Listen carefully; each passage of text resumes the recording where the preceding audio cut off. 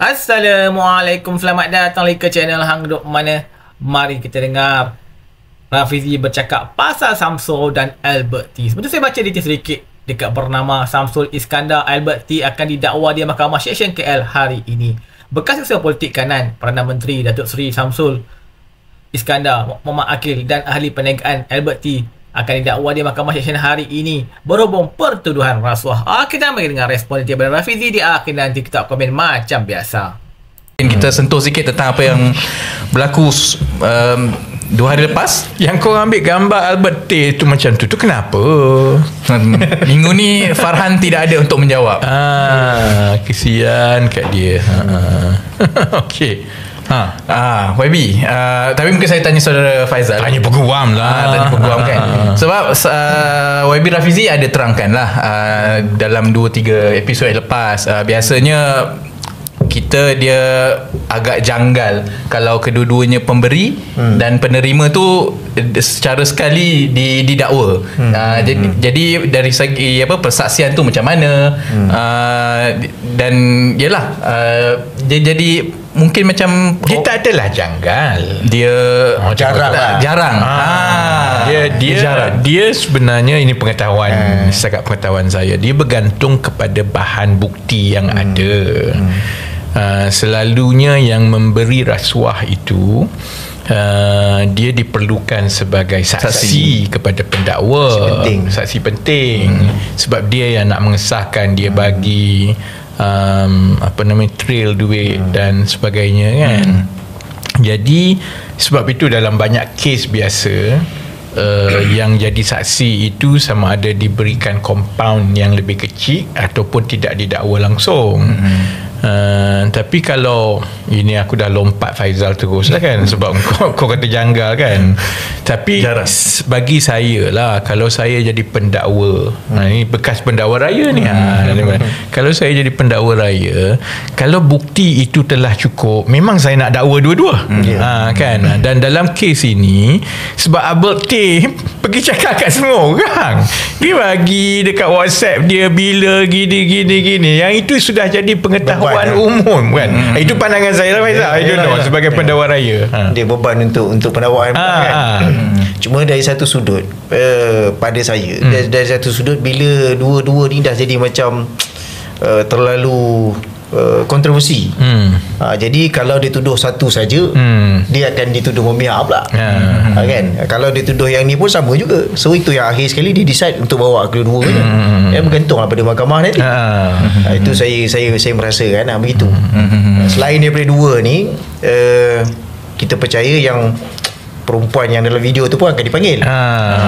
Kalau apa-apa yang itulah yang pendakwa maksudnya mengambil keputusan. Crown witness tu ialah yang Sofiarini je lah.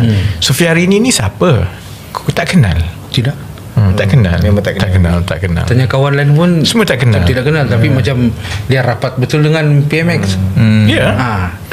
Itu yang dalam video tu. Kalau tengok video tengok video tu. Cuma dalam video tu sebenarnya dia tak sedar dia direkam tu. Dia pun sebut dia tak sedar dia direkam lah. Dia sebut dia tak sedar dia direkam. Kenapa cakap dia rapat? Nampak sangat aku tak tengok video tu penuh kan. Macam mana dia kata dia rapat? Bukan dia cakap, dia hanya sebut kepada Syamsul saja.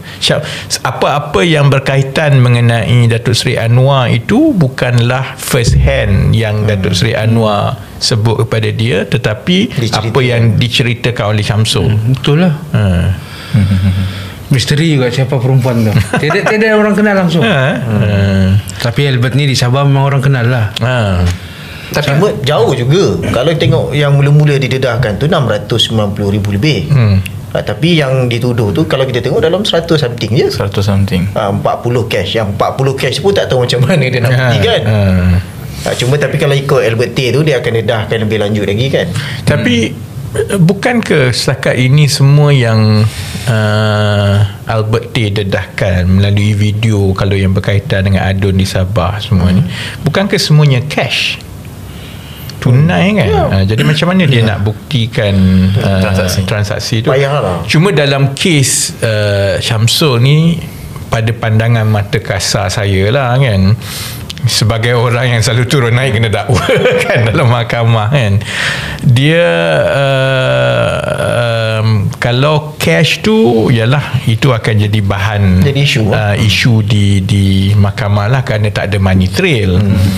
Tapi kalau perabot di rumah dia okey lah kan, jadi kalau ada resit, so kalau saya jadi pendakwa, saya hanya perlu tender kepada mahkamah ini resitnya, kemudian barang tu ada di rumah di precinct 14, rumah itu siapa duduk, nama siapa, ada itu memang clear cut lah kan. Jadi mungkin daripada sebab tu saya tunggu mana yang pasal maksudnya yang cerut sigar, yang pasal suit semua tak kena. Tak ada dalam tu. Yang suit tu pun tidak dinyatakan, perabot dia. Perabot saja. Jadi kemungkinan sebab susah nak dibuktikan lah, sebab Albert mengaku, cuma Albert ada WhatsApp je lah kan. Jadi kalau dari segi mahkamah kan, kalau bukti macam itu, setakat kes-kes jenayah yang Faizal pernah kendalikan, kalau bukti itu adalah daripada WhatsApp, perbincangan dan persetujuan WhatsApp, macam mana credibility bukti itu di mahkamah diterima. Sebab contoh macam handphone kita ni, dia akan hantar ke forensik. So benda-benda tu semua akan keluar. Kalau contoh dia hantar gambar kan, gambar hasil kan. Contoh kita bagi contoh kan, kursi urut. Contoh mungkin ada berlaku conversation tu, okay, you nak yang mana? 1, 2, 3. Oh, dia ada kursi urut. Yang disebut tu adalah kursi urut ni apa dia? Masa pendedahan, kalau YB duduk, macam Ogawa semua tu lah kan. So kalau ada maknanya dokumen-dokumen dalam handphone tu memang boleh diekstrak lah. Jadi dari segi bukti diterima. Sebab tu kita baca tu, concern dia cash je lah. Macam mana kita menarik lah kan, macam something yang menarik untuk kita ikuti perbicaraan. Sebab kalau tengok penghakiman terhadap kes Datuk Seri Zahid, ada satu dulu yang visa luar negara kan, Hakim Mahkamah Shah Alam, Hakim Mahkamah Tinggi Shah Alam, ini tahun 2022 ke 2021 macam itulah, sebenarnya mendapati dia tidak bersalah. Isu dia juga ialah bahan bukti lah. Orang banyak buat cerita lah kan. Masa tu saya tak ada dalam politik. Jadi saya baca penghakiman tu kan, hakim mengatakan bahawa semua bahan bukti itu adalah keterangan saksi itu yang menyatakan berapa dia tulis pada tarikh berapa, dan semua tunai itu diberikan dalam sampul surat. Jadi dan hakim merasa bahawa sekian-sekian ini nampak tak logik di dalam sampul surat sekian kan. Jadi kalau yang berkaitan tunai itu agak susah. Memang payah. Tapi untuk kata orang pertuduhan tu kan, kalau siapa yang ikuti kes, saya rasa YB ada ulas tentang bilangan kes yang dituduh SPRM, berapa yang sangkut. Itu reflect sebenarnya. Reflect maknanya baru tuduh, belum kira sabitan lagi. So belum. Cuma ialah dimensi kes Syamsul Albert ni lain lah. Dia tak sama kerana dia melibatkan WhatsApp, minta duit pound sterling. Jadi kan dari sebab saya ingat kalau sesuatu kes tu nak diputuskan kan, hakim juga perlu yakin bahawa selain daripada keterangan bukti-bukti benda itu betul-betul berlaku. Jadi dimensi WhatsApp tu walaupun dia tidak ada duit, dan yang itu sebenarnya yang mempengaruhi pandangan awam pun, walau macam mana pun masuk mahkamah contohnya. Yang ini yang akhirnya kepada kerajaan, kepada Datuk Seri Anwar, kepada PKR kan, dia akan jadi kalah-kalah apa pun keputusannya 2-3 tahun akan datang. Jadi beban. Dia akan jadi beban kerana kalaupun mengikut undang-undang atas dasar kerana tidak ada money trail tak cukup maka dia dibebaskan. Orang kan kata opinion orang dah. Sebab opinion orang pada pandangan orang ialah WhatsApp tu sebenarnya. WhatsApp itu perbincangan itu agak jelas dan mana you minta kan? Dia minta. Dia minta pound sterling. Minta pound sterling semua kan. Dan pada masa yang sama, saya tak tahu, boleh betulkan kalau saya salah, setakat ini tidak ada penafian tau. Ya. Tidak ada penafian lagi. Dia kena saman. Kan? Itu yang saya kata, sebaiknya saman. Kalau tak betul saman. Tapi Dia tidak ada tak penafian. Sebab laporan polis yang dibuat di Sabah hari itu, dia bukan soal duit, perabot, sigar ni tau. Dia sebenarnya pasal Sofia video itu mengaitkan yang Datuk Seri Anwar tahu bahawa bila Albert T berjumpa dengan adun-adun Sabah itu dirakam. Yang itu yang laporan polis kan. Tapi saya masih lagi mengikuti, tak ada lagi penafian yang kata saya tak terima duit. Dia silent. Yang itu silent sampai sekarang kan. Jadi yang itu akan menguatkan pandangan orang ramai, apa pun keputusannya nanti, memang itulah pandangan orang ramai kan. Persepsi. Satu lagi baby, selain daripada dia mengheret ataupun menjadi beban kepada PMX, dia juga sebenarnya orang melihat di sebalik gambar ni adalah Hazam Baki. KPS SPM. Berani. No, I mean, kita bercakap serius kan. Macam yang kita kritik, pendedahan Albert T ni dah lama. Tapi dia hanya ditangkap dengan unit special, unit khas daripada SPRM tu selepas dia mengaitkan Samsul dan juga PMX tu lah video tu. Sebelum tu Farhaj pun dibabitkan juga kan. Dan Don di Sabah pun dia babitkan juga, even dah ada pertuduhan di Sabah. So kenapa dia tak ditangkap macam tu pada masa daripada awal tu? Maksudnya sepatutnya dia telah ditangkap jauh lebih awal. Tapi orang pertikai kan. Dia kata Sam tak ditangkap macam tu sebab dia datang. Tapi kita kena tengok jawapan peguam Albert T, dia dah ada arrangement. Maknanya itu normal. Bila kita suspek, mana-mana suspek dah ada peguam, so memang pegawai tu akan deal dengan peguam.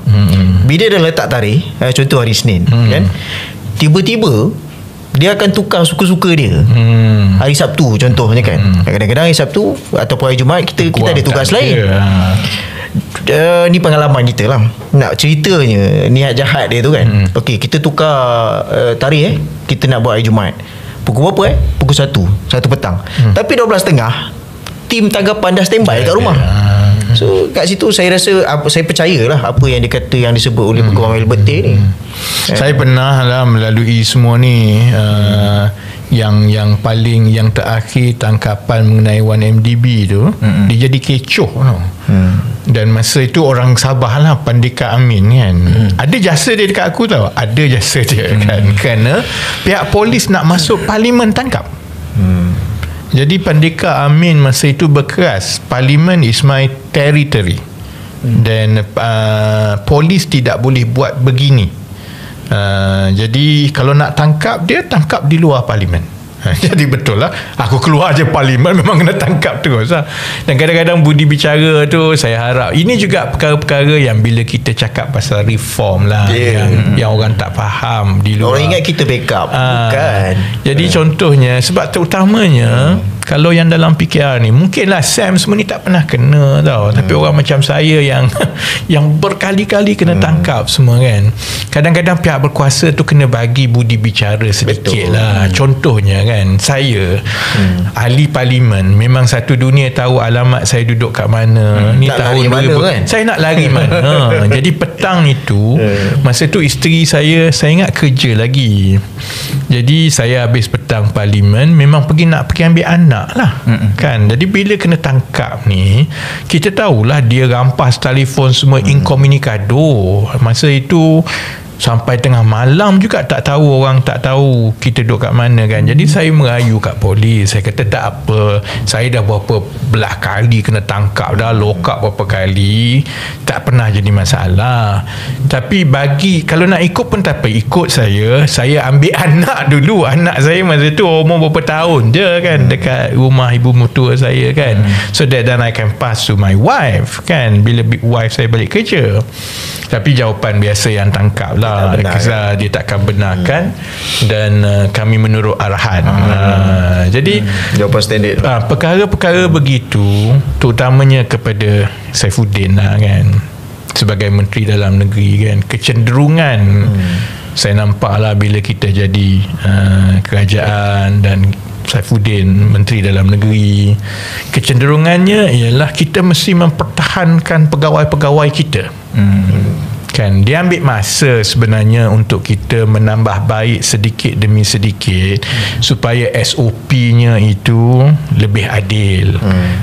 Kuasa itu diimbangkan antara keperluan melaksanakan tanggungjawab dengan government overreach. Kalau tidak government, sebab itu kita dilihat dan diharap sebagai kerajaan yang bawa reformasi. Betul. Kerana kalau contohnya bertukar kerajaan macam mana pun, Menteri Dalam Negeri itu jawapannya ialah yang ini dia selalunya jawapan dia akan bagi ialah orang macam YB tak lari lah, tapi penjenayah ni ramai lagi ni. But you have to balance lah. Sebab itu budi bicara itu perlu digunakan dengan baik lah. Saya nak bagi satu contoh ni yang berkaitan dengan PKR. Okey. Dan tak pernah disebut sebelum inilah kan. Masa pemilihan PKR yang lepas bulan Mei semua tu kan, sebenarnya ada ramai calon-calon PKR yang ditahan oleh SPRM. Selalunya yang melawan calon Nurul Izzah lah. Okey. Kan. Tapi kita tak pernah sebut lah. Sekarang saya dah tak peduli lah, saya sebut je lah kan. Jadi adalah seorang calon Dia tahan dia ditangkap dan untuk siasatan lah. Oh, dahsyat. Kan. Jadi adalah seorang calon yang memang dilihat sebagai keras menyokong saya. Dan dia ni tak pernah kalah sebelum ni. Kalau di Selangor ni lah, dia di Selangor kan. Jadi satu hari, saya ingat lagi hari Rabu selepas mesyuarat kabinet hari itu kan, tengah hari saya dapat panggilan daripada dia. Orang semua tahu tak payah telefon dia ni, payah dia nak angkat telefon, WhatsApp dia tak ada kan. Jadi bila dia telefon tu saya pelik lah. Dan memang betul lah, dia kata emergency. Kenapa? Dia kata minta tolong satu, sebab rumah saya kena kepung oleh SPRM sekarang. Saya tak dekat rumah, anak isteri saya je ada. Dia orang dah takut, jiran semua tengok ni. Ini dalam pukul 1 lebih dah, dekat pukul 2 kan. Dia kata saya tak pernah minta tolong YB, tolong yang ini. Kalau ada apa-apa saya pergi ke pejabat SPRM lah kan. So I call Perdana Menteri. I kata what is happening? Kenapa masa zaman pemilihan ni ada je orang yang kena tahan ni oleh SPRM ni? Oh, dia kata, saya tak sebut nama, tapi dia ada kes. Saya tanya, kes apa? Dia ada beli rumah cash. Saya kata okey lah, kalau tu yang SPRM nak siasat tu siasat lah, tak apalah. Tapi adalah budi bicara. Perlunya sampai macam tu. Tak perlu sampai dia kepung dan menakutkan anak isteri dia, kemudian memalukan dia di sekitar jiran tengok semua kan. Dan dia bukan jenis orang yang akan lari ke apa. Saya kata, so saya minta tolong beritahu kepada SPRM perkara itu tak perlu. Nanti dia pergilah ke SPRM kan. PM kata okey lah kan. So saya call balik lah kawan kita ni, tanya, you tak beritahu penuh you ada kes, you beli rumah cash. Saya kata, dia pun kata saya memang betul lah beli rumah cash. Saya cakap rumah apa? Ada satu rumah lelong dalam 30,000 je. Mana boleh buat pinjaman? Dia kata memang saya kena beli cash lah. Itu rumah tu rumah lelong, rumah buruk. Saya belilah. Dan memang betul esok tu, esok ke lusa dia pergi ke SPRM dan bawa peguam lah kan. Kalau ikut peguam, kalau ikut dia sendiri, ialah dia bukan sangat pasal kes tu lah. Dia sebenarnya pasal tekanan pemilihan PKR lah kan. Jadi sebab itu orang luar tidak faham kenapa contohnya bila keluar cerita pasal Albert T, kalau orang macam saya kata Tan Sri Azam Baki ni tak payah sambung lagi lah, kerana sebahagian daripada kita telah melalui beberapa perkara itu kan. Jadi dan orang yang di dalam PKR ni bukan semua yang boleh bersuara seperti saya kan. Jadi sebab itu masa contohnya pemilihan yang lepas kan, mungkin orang tak faham kenapa saya nampak kasar dan keras kan. Sebab saya beritahu Datuk Seri Anwar, actually it's not about me. Saya tak pernah pun bercita-cita nak jadi menteri ke apa semua ni. Saya gembira je hidup macam orang biasa kan. Sebab saya ada kemampuan itu. Kan hidup saya tak luar pun kalau saya tak ada dalam kerajaan, bukan ahli politik. Tapi kesian kepada orang lain dalam parti. Bukan semua orang berada di peringkat saya. Jadi contohnya, kalau Datuk Seri rasa you dah kurang selesa dengan cara saya selalu menegur dan ada pandangan sendiri, just tell me lah, saya akan tarik diri. Tapi jangan sampai proses itu, ataupun dalam kes macam kawan kita tadi, kita mula rasa ini macam zaman BN ni, sama saja, dan ini kita ni kan, kita yang parti pemerintah ni yang kena ni kan. Tapi rasanya macam lagi kasar. Kan? Jadi jangan sampai kena kepada orang biasa, ketua-ketua cabang, kawan-kawan kat bawah, kerana itu tak adil kan. Jadi kalau nak selesaikan masalah supaya yang dipilih itu selari dengan cita rasa Datuk Seri Anwar, go ahead, tak apa. Tapi kalau kita dah rasa ini melanggar beberapa garis tertentu kan, jadi kepada yang menonton yang tak faham kenapa kita ada pandangan yang begitu sinis mengenai keakraban kerajaan dengan SPRM ni, sebabnya ialah kerana sebahagian daripada kita menjadi saksi perkara-perkara ini. Jadi bila benda ni keluar, kemudian bila dalam video itu ada sebut bahawa Albert Tay minta Syamsul untuk bincang dengan Tan Sri Azam supaya dia tak didakwa dan sebagainya kan. Saya ingat antara orang yang paling faham perkara itu ialah orang PKR sendirilah. Sebab sebahagiannya memang pernah melalui proses itu, yang mana kita kena rumah. Saya tak pernah lah, tapi saya tahu pimpinan-pimpinan kat bawah kalau tidak selari ataupun tidak selesa, yang pimpinan atas tu tak selesa dengan dia, kita tak faham macam mana SPRM boleh terlibat. Dan yang saya sebut tadi, saya sebut kerana perkara itu betul-betul berlaku dan peguam memang ada mengikuti dan menjadi wakil, dan saya ingat sampai sekarang kes tu tak ke mana lah kan. Sebab itu juga saya bawa bila Perdana Menteri kata SPRM Tan Sri, saya berhati-hati jangan kita bakulkan semua SPRM tu sama lah.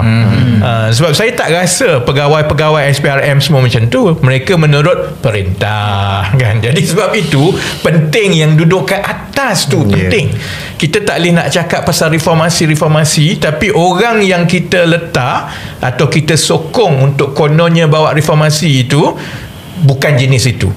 Tambah lagi rekod dia tu tak baik daripada zaman Najib kepada zaman Muhyiddin kan.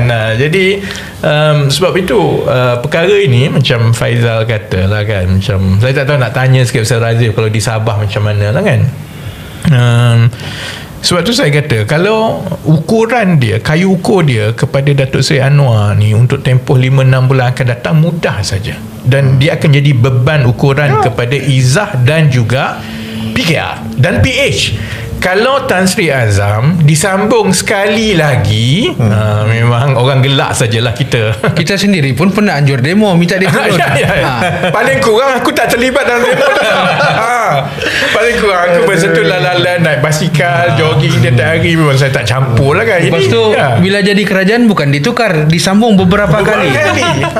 So reform tu tak ada lah sebenarnya. Tak berlaku lah kan? Jadi sebab itu, kepada yang mungkin terlalu lurus bendul, terutamanya mungkin orang parti yang sangat walak dah sekarang dalam PKR pun, saya tengok walak dia dah tak bertempat dah sangat kan. Walak tak bertempat ni kan. Kenapa timbulkan pasal Azam ada orang letakkan macam-macam lah, ini saja nak cari alasan untuk serang kerajaan. Tidak, sebenarnya sayang parti tu satu, sayang negara sebenarnya kan. Jadi sebab selepas ini beban yang berganda daripada Syamsul dengan Albert ni, dia akan juga orang melihat kepada Tan Sri Azam Baki dan terus sebenarnya kepada Perdana Menteri. Ya. Kalau macam di Sabah pun, selain daripada yang kita bincang tadi, isu Azam Baki ni ada dua lagi. Pertama, orang melihat apa yang tidak selesai sampai sekarang, sampai dia perlu kena sambung lagi balik-balik. Itu pertama. Yang kedua, tidak ada lagi orang dalam SPRM tu yang boleh yang layak ganti. Dia seolah-olah kita bagi tahu yang SPRM ni kebanyakan dia di bawah dia tidak layak pun untuk ganti tempat dia. Itu yang main di Sabah tu. Kalau sambung, orang tanya saya lah kan, kenapa sekarang baru bising? Saya selama 2 tahun setengah saya terpaksa telan dan bersabar bila terutamanya pembangkang lah buat Dia perli lah dia perli kan. Dulu kata nak tukar, nak tangkap Azam Baki, sekarang tak jadi apa. Sebenarnya semua orang tahu dan Datuk Seri Anwar tahu bahawa saya tidak pernah bersetuju dan memang pandangan saya tukar daripada hari pertama. Tapi masalahnya itu kuasa Perdana Menteri. Yalah. Dan kita pun tak pernah tahu apa-apa. Sama macam kehakiman. Kan? Saya hanya boleh membaca daripada gerak-geri, beberapa pertuturan semua, tapi tak pernah dibincangkan langsung. Tapi itu bezanya antara kalau kita jadi menteri, kita duduk dan kita enjoy sakan, kita tak terima langsung info luar. Berbeza kalau macam kita nak betul-betul imbangkan, macam kes kehakiman. Mula saya tak ambil peduli sebab yalah kita sibuk buat kerja kesan kan. Dia sekarang nampak apa Bian? Kesan nampak lah kita sembangkan nampak. Tapi kawan-kawan beritahu. Mula kawan-kawan beritahu tu, dan kita kena ambil pendirian bahawa kat Malaysia ni selalunya kalau gosip dan kabar-kabar angin tu betul. Dan dia bercakap kat luar tu sebab orang bercakap kat coffee house, itu cara di Malaysia lah kan. Dan bila lebih banyak maklumat tu sampai satu, dia nampak selari dengan beberapa petanda-petanda dalam kerajaan. Tapi bukan sebelum ni kita punya timbalan presiden ada bantah perhatikan semula. Itu saya kata Itu kempen pemilihan. Itu saya kata lepas ini beban itu akan dipikul oleh Nurul Izzah dan PKR lah. Kita saya baca detail sedikit. Semalam Ketua Pesuruhanjaya SPRM Tan Sri Azam Baki pada sidang media berkata kedua individu ini bakal berdepan 5 pertuduhan di Mahkamah Seksyen Kuala Lumpur. Bila berkata pertuduhan mengabaikan Seksyen 17A Akta SPRM, kesalahan menerima suapan, dan Seksyen B bagi kesalahan memberi suapan mengkelasyat kesihatan terhadap keduanya dibuka di bawah Seksyen 16 Akta SPRM 2009. Kalau tu kita tunggulah apa terusnya. Lambat lagi ni kes ni nak settle ni. Terus apa channel Hang Duk Mana. Jumpa lagi. Assalamualaikum.